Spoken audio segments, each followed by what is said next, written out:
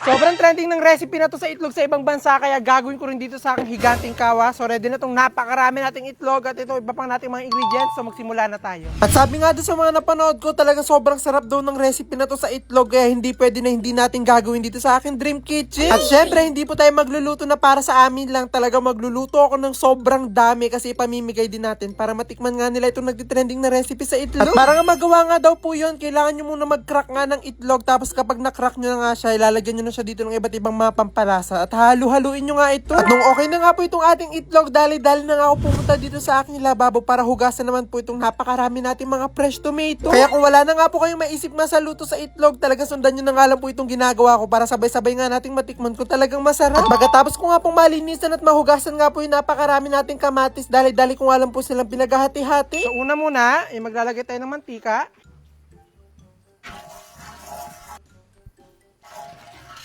Maglagay na tayo ng itlog.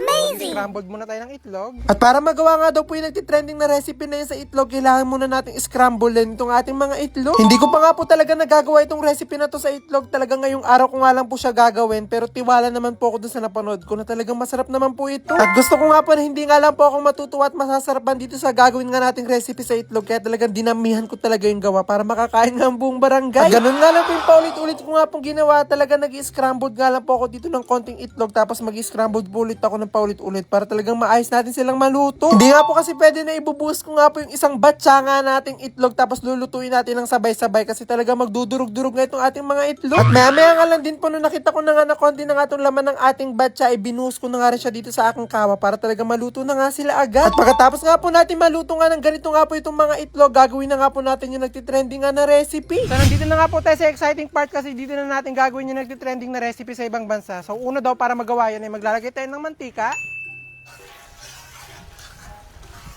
bawang. Gigisahin lang natin dito yung bawang para lumabas muna yung lasa ng bawang. So pag nagisa na natin yung bawang, isusunod na natin ilagay itong ating napakaraming kamatis.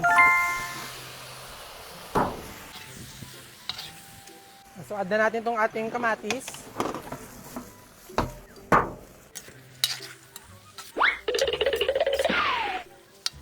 Takpan muna natin.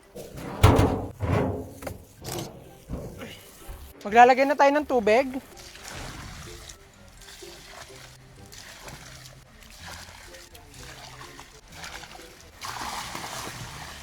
Amazing! Tapos maglalagay na tayo ng mga pampalasa. Oyster.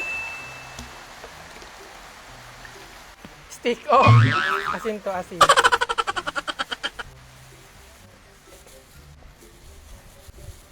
Paminta.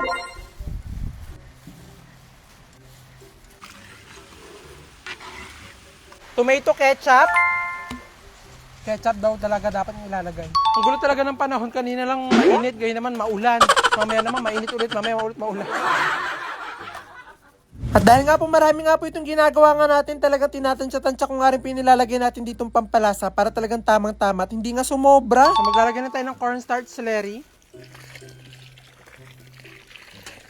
At after nga po malagay ngayon na halo-haloin nga lang po natin to hanggat makuha na nga po natin yung tamang lapot. Pag ganyan na yung lapot niya, ilalagay na natin itong ating mga itlog.